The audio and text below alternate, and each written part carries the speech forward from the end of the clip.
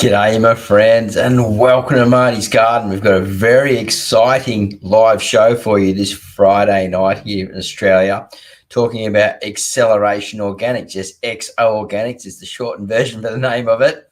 And the three important steps that you can implement at your place, whether you've got large, big, small, big farm, small farm, anything like that. But we're talking basically about a nice backyard garden today to move into an XO Organics system. Now, you can scale this in any way that you like, and we're going to be talking about this and discussing it in this live show. And I'm going to be pulling across some pictures, some comments, things like that from recent comments and videos, and talking about how some of the subscribers, followers, things are starting to get results now using and implementing what I've been teaching. So it's really great when I get these comments, because people, it just shows me that they're actually implementing, because I can't see from behind the scenes here. I can only get a comment and then go from there. And that's another reason why I created the Marty's Garden project. So, which is, the website, the members area and stuff like that, with the social feed and courses and things in there. So I can connect with you guys and see what's going on and actually help you get to another level. Now, what I want to do is I want to pull up a comment pretty much straight away, just to provide some like testimonies of sort of how people are going. And then we'll talk about these three steps, these three simple steps that you can implement to accelerate your garden growth, your vegetable garden growth, and just explode in organic health. And it's not as hard as what you think. It's just a matter of following these steps and twisting it and tuning it into work into your garden to get the best results for you. All right, so let's get this in here. I'm getting better at using this StreamYard software, and I'm just going to add that to stage. It says, all right, that worked out well. It just popped straight across there. All right, let's get into this first comment. I'm not going to pull up any names or anything like that, but this one turned up today under one of the videos that I put out. It says, "G'day, Marty. I now have positive proof of concept for organic living soils. 4 weeks with only 10 mil of rain in that time. I was expecting everything to be crisp, like the peas, beans, but sweet potato, carrots, capsicums, cucumbers, pumpkins, and some mixed herbs are all doing fine in my newish living soil garden. Some are going for the 4th year, and the other few now for the 2nd year, which seems to be going better each year, as now I also have proof of it being successful. I was so surprised that honestly I thought I would have been starting all over again." Now, I'm pretty sure the person that wrote this, they're going through a bit of a medical issue, and they haven't had time to be out in the garden, and it shows that structure of following and building good soils and working with organic systems, how the garden can keep on providing even after you're not there. And we're going to talk about this further on in the course. And I'm going to just go to comment number 2. I've got to remove this one now and then move across to the next one. So just bear with me for a second, and we will find the second comment here related to what we're talking about tonight. All right, let's grab this. Here we go. Just got to go through the software. All right, Windows. Here we go. Next one. Beautiful. I have indoor outdoor systems. I have worm farms that migrate into my compost piles. Because of your videos, I put compost piles at the end of my beds and have accelerated the composting significantly. That feeds my beds in spring. My outdoor worms for in-bed systems are European night crawlers, because I have moderate winters and they can withstand the cold, using worms that suit your climate. And okay, so what I want to do is break this down, this comment. It says, I have indoor and outdoor systems. Okay, so he's obviously worm farming indoors and outdoors. And he has worms that migrate into compost piles. So the worm farms could be outside, but like what I do with the biggest worm farms ever systems. And then they can actually like move out through those underground worm farms and into other compost areas, break that down, and then turn that into feed where your plants grow on the sides of those. and get fed by that. So it's linking the systems all together. And it says here, accelerate the composting significantly that feeds my beds in spring.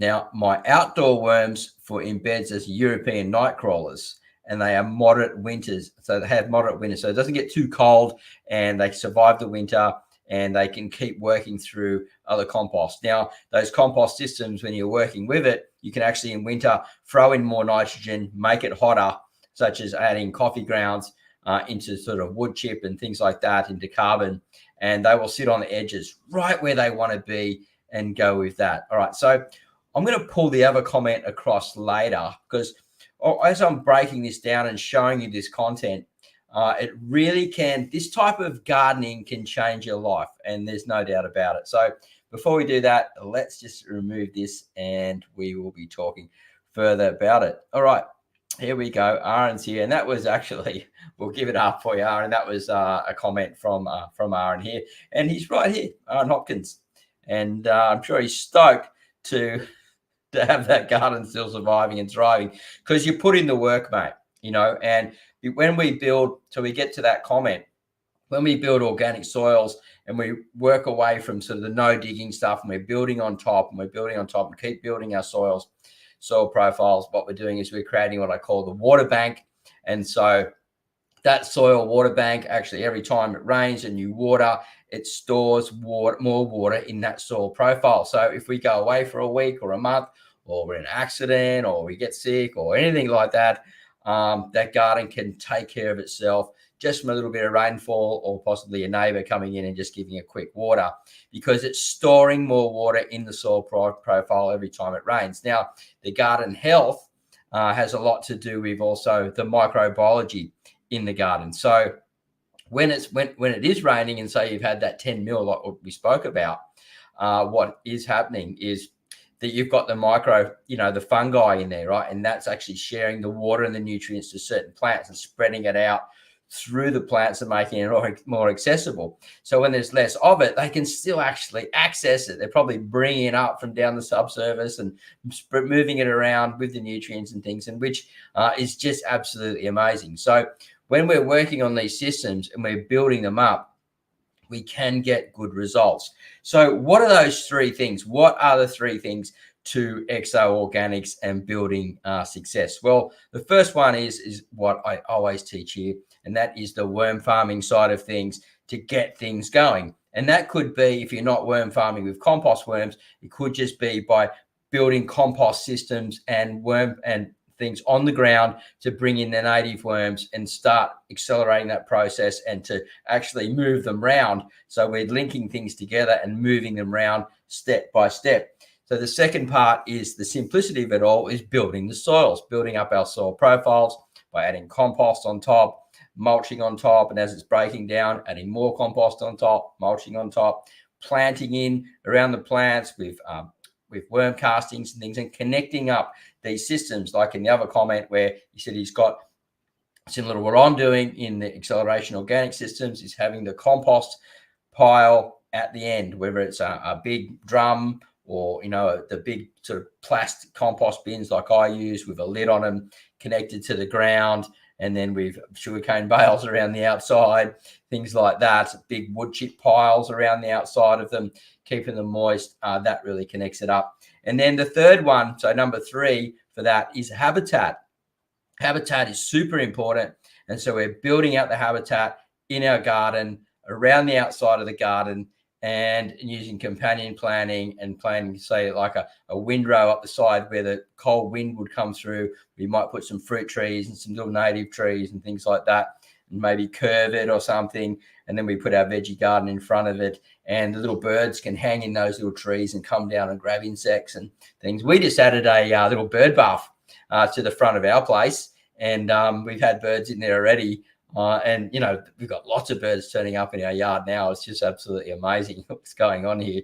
But it's unfortunate we sort of can't show that all live. I'd just love to be. Just maybe one day I'll try to get outside. Who knows where we'll get there, but we'll do the best we can. All right, before we move into the images and the rest of the content, I'm going to pull up a few people's comments here and just say g'day, because it is a live show.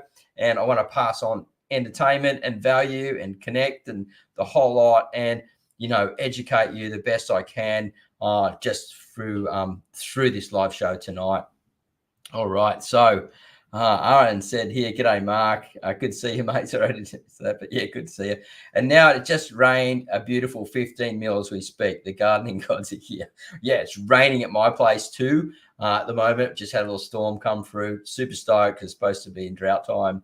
And yeah, and hey, here's Pepe Fassos. I don't know if you've seen the last lives, Pepe, but I want to have you on the show soon.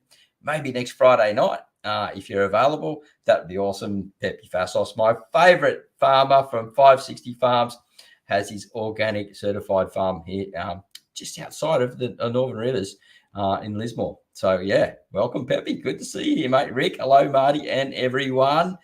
Brilliant. G'day, Rick. And we have, here's Aaron again. Yes, it's amazing. The older beds, I did dig a test hole, and the mycorrhizal fungal layer was about 4 inches below the surface. It was about 3 inches thick, and it was truly amazing to see. So yeah, so mate, you can actually really get away with minimal rainfall in certain times. And there's some really great. There's a guy called Potter, and he he was my inspiration when I was studying at college. And he invented the Potter plan, and he, talked about all the soils and all that type of stuff, and providing habitat. And he was basically a dairy farmer, but I learnt so much from reading and studying the Potter plan. And this is, and just over years and years of developing my own systems and putting these things such as stuff that I learned from the Potter plan originally, and then permaculture, and then biodynamics, and then the agribusiness stuff, agricultural organics as well from other farmers, and my own experience of just putting this all together. And 100% this rocks now. This works really good. And it's just, as we said before, people are getting really great results. And you can learn more at Worm Farmers Connect. I've left a link in the chat box at the top, and I'll put one down in the description or something later on. But hopefully you'll see you over there, because a few people are leaving the members area. We've only got 24 or something now in the Marty's Garden members area, and we've got like five over there in the Worm Farmers Connect. But I'm hoping that more people will move across, and we can start connecting in there and learning together. And I'm just putting together a little course in there, a worm farming course, where actually in the feed, I'll show you actually, because I think it's a really good way to go.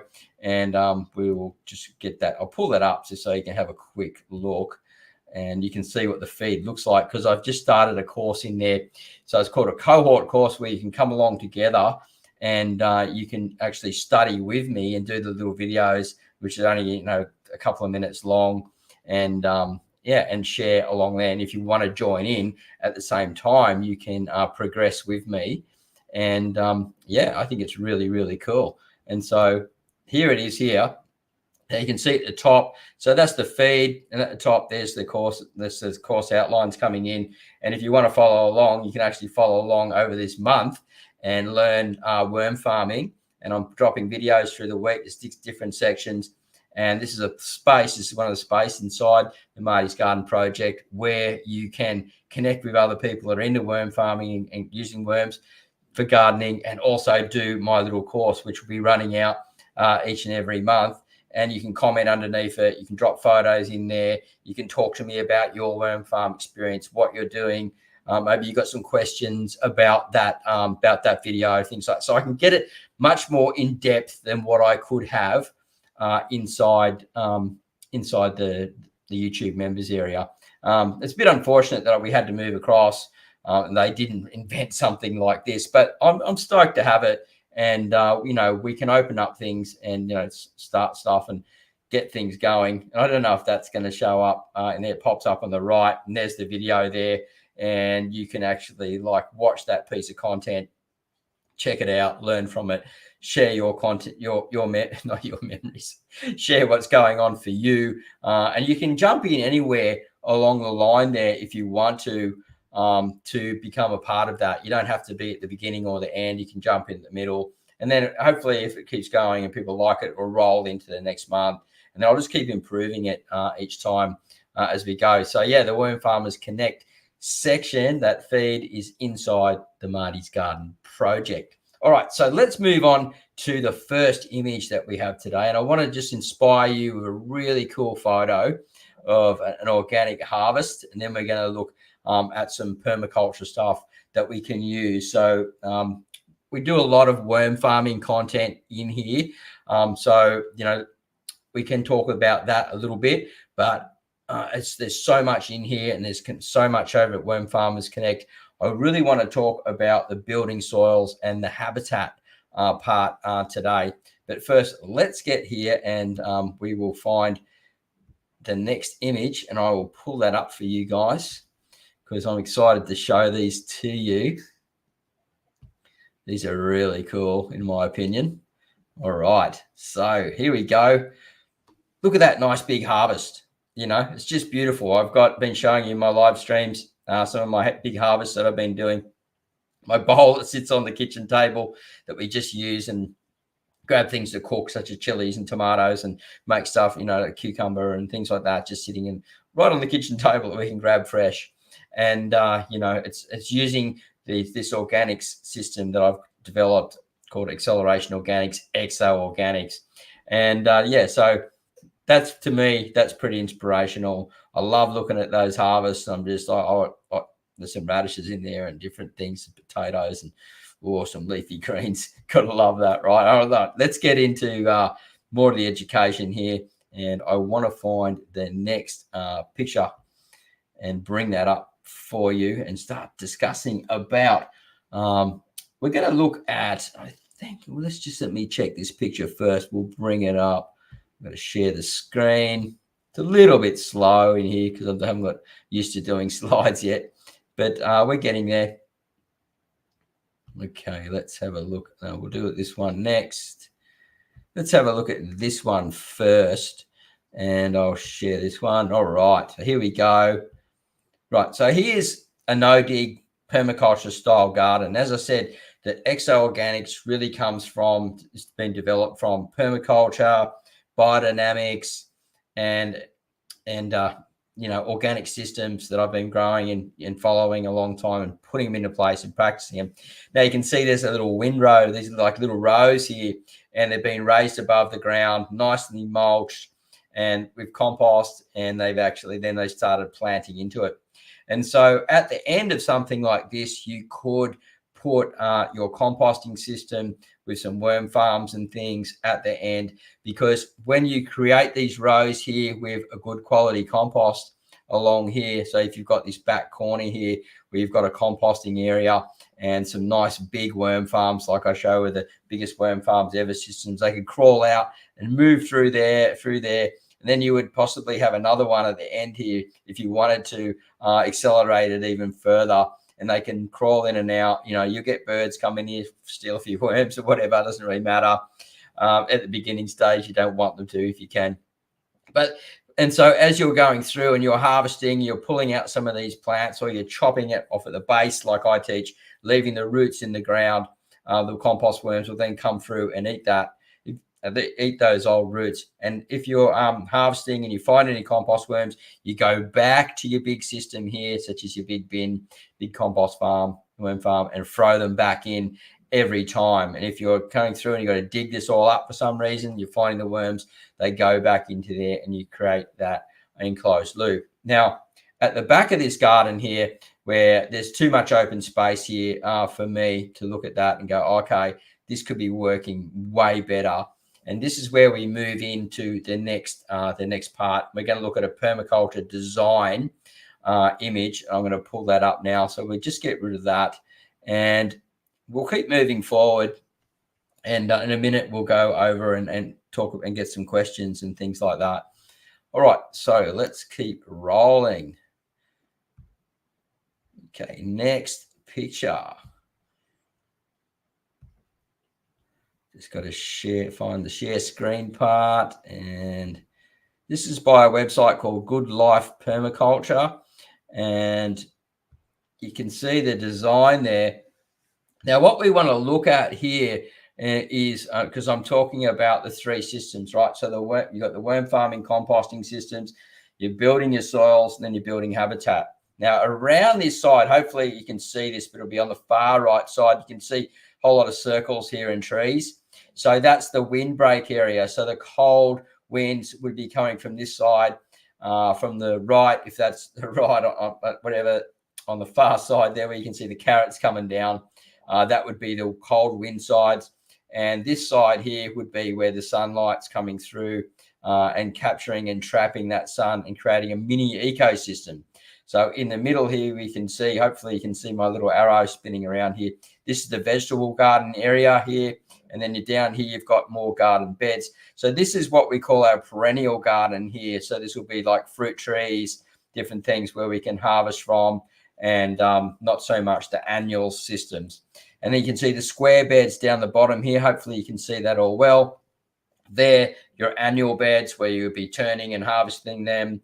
And down here in this corner here where we've got this needs to all be connected up, we can have our worm farming systems here where it can connect up and everything can join together. You might have one composting system, worm farming system here, and you might have another one over here if you want to accelerate things quicker. But generally sort of somewhere around the middle here where they can move and the worms can migrate across it, and you can grab your worm teas and your liquids and things and walk out and water these gardens quite simply, instead of having too far away. When the worm gets out, he just dies or gets eaten by a bird or whatever. So I've got mine now. They're starting to move. I'm finding them 6 to 10 feet away from the garden, from my worm farms now, actually further, probably 12 feet. I found one under some mulch when we were just doing some digging in the compost a couple of days ago to move some compost. So, yeah, we'll get into some questions about that now. I think it's important before we get too far carried away. Remember what we're looking at. We're looking at starting our worm farms, learning how to farm worms correctly, then building compost systems, introducing the worms into these composting systems and allowing them to actually like spread out freely. And we can actually then throw our worms from our breeding boxes and things into these big worm farms that are connected to this space, which is basically essentially our composting area. Okay, so let's we'll get rid of this and stop sharing the screen. And if you've got any questions on any of that at all, love to hear what you've got to say on that, and I can help you in any way that I can.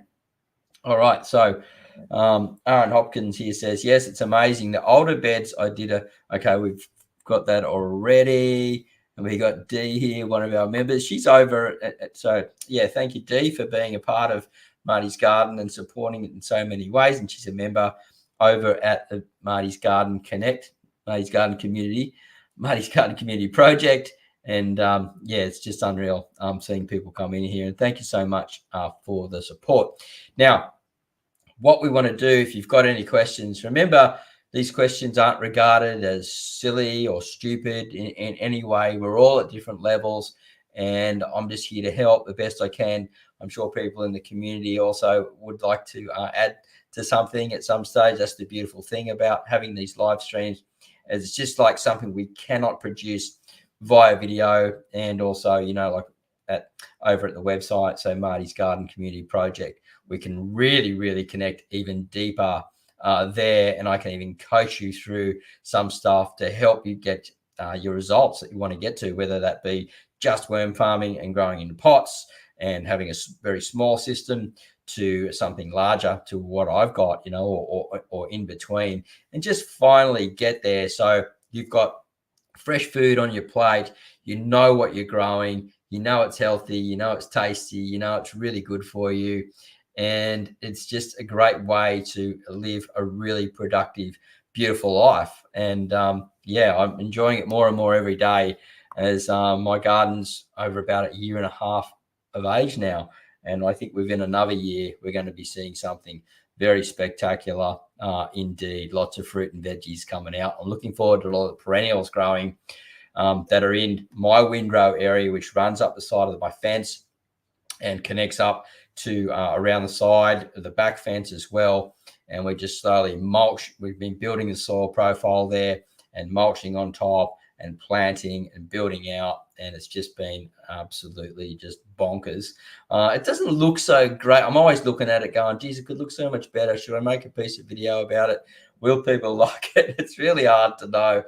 But, the stages, because you just want it to always be better than what it is. But I'm pretty happy with the stages so far, and lots of fruit trees and things happening. And, we do have a mango tree and a guava at the back, and, something they're already established, but the others are probably still about a year away before they really start producing.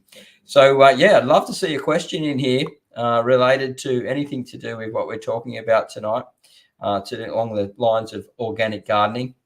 It'd be great to hear what you think about it and what you've got to say. Remember, the first step really is starting off learning how to worm farm, and the simplest way to do that is by starting just with a tiered system. The 3-tiered system, like I teach in the course here in the Worm Wranglers members area, and also now in the cohort course, which is running inside the member site. So Marty's Garden Project, and I'm putting videos in there through the week, and you can come along with me on that journey while we're getting teaching you how to build a whole new worm farm from start. So we've got someone from Denmark here. Jan, hello, Jan from Denmark. Nice to see you there. I think everyone's a bit shy tonight. We've popping out any questions. Owain's Worm Farm. Good to see you. Good morning, and good evening here from Australia. It's now 7:41. We started at 7:15, so we've been going for a while. Now, this stuff that I've been talking about in here, it's really hard to pull up the images and things like that because there isn't a lot of information about it. What's happened is we've been marketed to so heavily by synthetic marketing systems, synthetic fertilizers, and then when we get the problems from synthetic fertilizers, what to use to kill those problems. So this type of gardening really has lost a lot of its momentum over the years after the Second World War. And we're talking 80 years, really. Like, what is it, 1945 it finished? So, that's quite a long time, guys. That was the day that they decided, let's push these synthetics. We've got a whole lot of petroleum products left, and it makes great synthetic fertilizers, and we've got tons of it. Let's just flood the market with it and teach them a new way to grow food. In some ways, in some areas, it's possibly needed to grow the huge volumes that we need. But without getting too much off track, unfortunately, the education got lost along the way with that as well. And here we've got, all right, DC, that's me, just a 3-tiered farm. I have 2 raised beds and lots of pots and raised troughs. Look, that's quite a lot. You can get quite a lot of grain out of 2 raised beds, and 1-tiered farm is enough in a small space like that, especially when if the farm's working really, really well. And you could actually, if you wanted to, along the lines, down the line, add an underground farm into the raised beds, one or either down the line if you wanted to. Thank you for sharing that. And we've got a question here from Owains. Which breeds of worms do you favor, Marty? Okay, so in the exo-organic systems, I prefer the night crawlers. The reason being, now I have all the types in my systems, from blues, reds, night crawlers, but I find the night crawlers, they're a bigger worm when they get out into more area and more space, and they go 3 or 4 times the size of a of a tiger worm, right? So a red wiggler, a Sina fetida with the little yellow tails, which are a voracious little worm. Love those as well. But I would say they're the best ones in these open systems.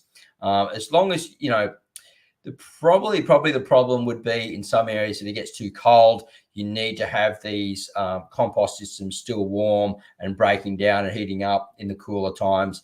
And they just live along the edges. And as soon as the weather's right and the compost cools down, they just go through and chew it up. And then, as you're going through and moving it, you're seeing the worms and you're putting them back into these big farms as well. So it's a little bit of work involved in that, if you're in that sort of like cooler climates. But that would be my favorite worm for the exo organic systems. But I find red wigglers through the gardens as well.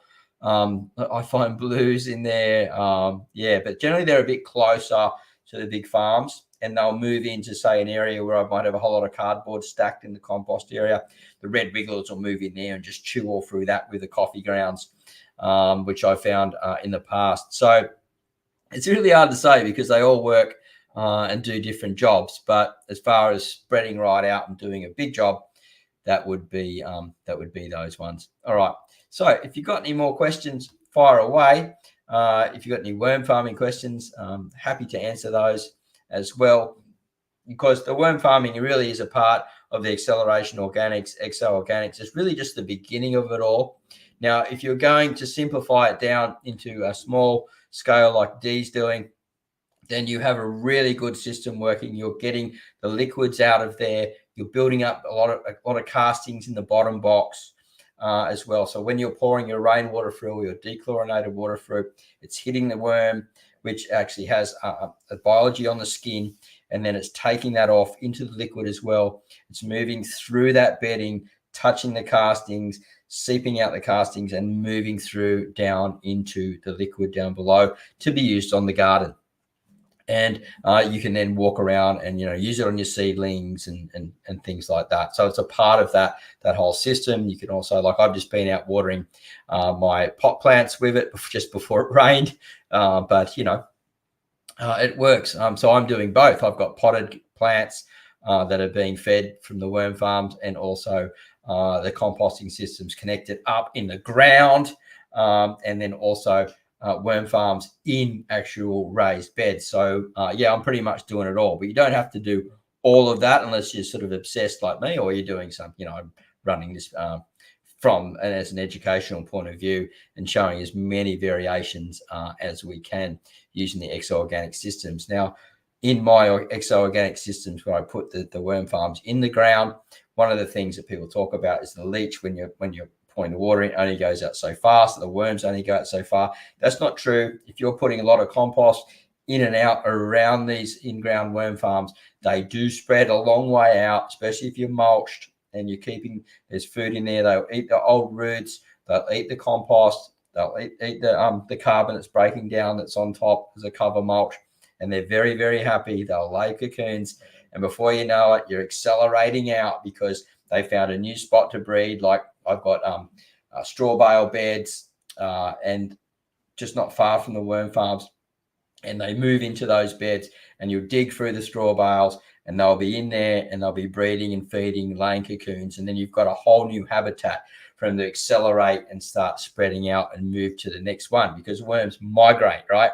So we're looking at the migration of these nice big breeders that have gotten mature, and they're moving on, they're laying the cocoons and leaving those spaces for the babies to stay and feed and breed in there and create their little families and move out as well. And when we're looking at a 3-to-1 ratio of everything working really well together, so one worm will lay, say, 3 cocoons, or one cocoon will have 3 worms in it, and then those worms will come out and have 3, and then they lay 3, and they lay 3, and before you know it, you've got you've hit that acceleration point, and you've built your soils up, you're getting fungi coming in, it's holding the water moisture and distributing nutrients and things, and just like we spoke about in the beginning of those comments. All right, so I'm not getting a lot of comments through tonight, guys. You guys are pretty quiet compared to normal, so I'd love to hear anything that you've got to say. Maybe you've found that you're at a certain level now and you'd love to just keep moving forward with your gardening, then love to help. If not, we have been going for 34 minutes, and we won't be going on much longer, because I'm here to answer questions and help you as well in the Q&A now as we head into that. And happy to do that. I'm just going to have a quick drink of water. This is very vital for my health. Anyway, what do you think of the setup? Shirley's at work tonight.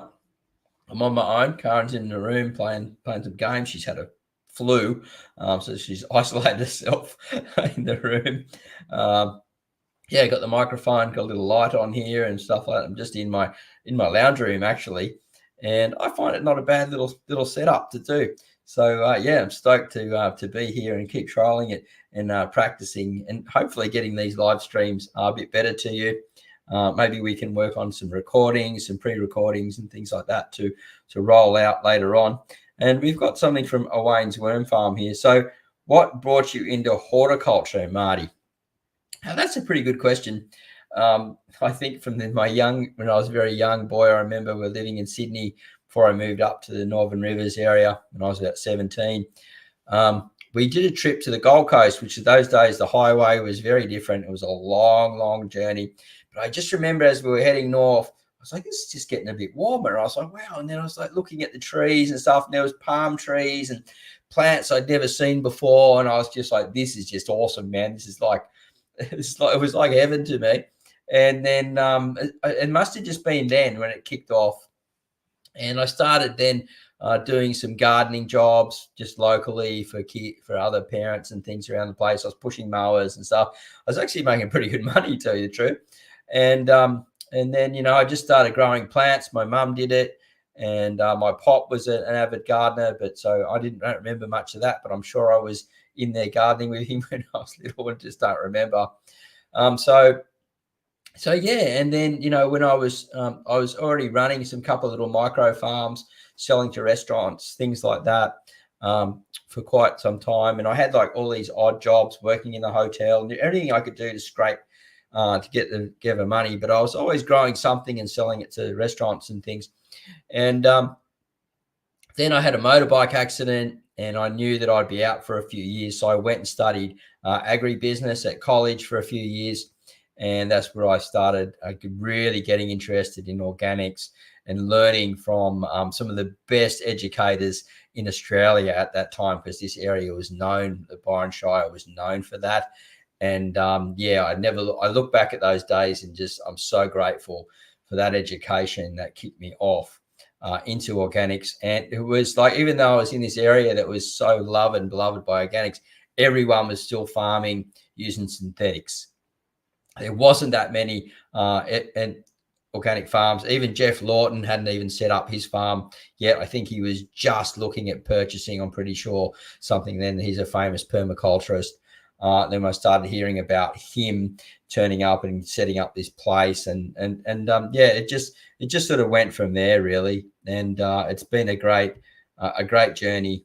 And unfortunately, I've been renting most of my life, and I haven't been able to build up these places. But now that we've got a permanent place, we can keep building it up, and I don't have to build it and then leave it. It gets so good, and it's just like, oh wow, this is just about to go off, and then I had to leave it. So yeah, Rick says, will you be busy tomorrow selling goods to your local community? Tomorrow, if it's not raining, it depends on the wet. I've got to actually start bagging compost again. So I've sold out. So yeah, I think I will be bagging in, but it just depends when it get a lot of heavy rain, and it's just really heavy to work with. So we'll see. If not, there's plenty of other stuff that I need to do, some family things, commitments as well. So yeah, thank you for the comment, Rick. We'll see. Tomorrow will be another day. I might even work on some content here, and I'm still producing some stuff for Inside the Marty's Garden Community Project, because I'm looking at putting courses and things in there. And we're working on that cohort course at the moment, which means a cohort course means that everyone can come together and connect in there and do it all at the same time. And it's going to run for this month. And people can jump in really at any time and just jump into the feed, watch the videos, ask questions. And it appears to me in a little chat box, and I can get back to you. And you've got your own chat box in there to chat to other members and things. And I'm finding, even though we have a small membership at the moment, they're in there already helping each other and talking to each other. And so it's really great. I can see it as being something very, very beneficial into the future. But, just some people haven't really decided to make the break over there as of yet. Yeah, thanks, mate. I'm hoping she's on the mend. She's getting better. Just hoping it doesn't pass through the family here as well. But we'll see. I think she probably brought it in from high school. But that's life, isn't it? And we just keep moving forward. Some pretty bad flus going around here at the moment. We won't mention what it is. Okay, if you got any more questions, we will fire away. If not, I'm going to head off soon and get some other things done and maybe get a bit of R&R. I've been going for 40 minutes now, talking about acceleration gardening, exo gardening. So if you come in a bit later, how the system works is by starting with worm farming and learning how to farm worms correctly. And then once you've got that skill down, building no-dig beds and connecting up composting systems and worm farms with these no-dig beds, allowing the worms and everything to migrate through the mycorrhizae to build up all the microbes and everything which have been spread around by the worms, building up the native worm population and all those beautiful things that live in that living soil, and making our soils better and better so we can then have healthier gardens. And then by building habitat around the outside of these garden beds, we can then introduce birds, good insects, and all those type of things. So I think it's something we didn't really cover too much. I think we can cover the habitat a little bit more before I head off, just quickly. So the habitat is all about planting some natives, some little fruit trees, some different things, and then having different levels. So you've got a canopy, a mid canopy, and your low canopy in your habitat, and that can all be food and flowers and natives and things, all allowing the light to get in and grow at the right levels. It can block out the cool winds coming through, create a little ecosystem, and little finches and little birds can hide in there and fly out. You can get different types, centipedes and things underneath the mulches and stuff and that.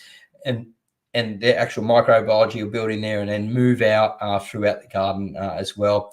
And you're producing habitat for all these great little insects that can feed and predate on each other to help protect your garden from insect pests and problems like that. So the habitat is very important.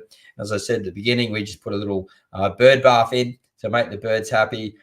We've got some natives up the side of the fence mixed in with some different fruit trees and things, and we're building those 3 levels at the moment.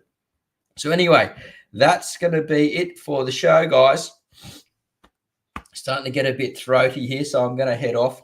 Have a lovely weekend. And what we're going to do is people that are in here watching the show, please just drop in something, say goodbye to a friend, and always love to hear from you when we're heading off. And and if you've been watching the show right through and as a rerun, let me know in the comments box down below as well. Maybe you've got some questions in there or something you would like to add. Always love to hear from that. So we're generally a few seconds behind here, so I'll just give it a little bit of time for people to pop in and say goodbye. And hopefully you've got some value out of the live show tonight, and I've been able to help you with your decision making and focus into growing and starting, using organic systems to improve your garden and your planet health at the same time, and your health as well. So thank you, Dee. Thank you so much for your support and coming in and watching the show. Truly appreciate it. And if you haven't given us a thumbs up, do so before you go too, guys.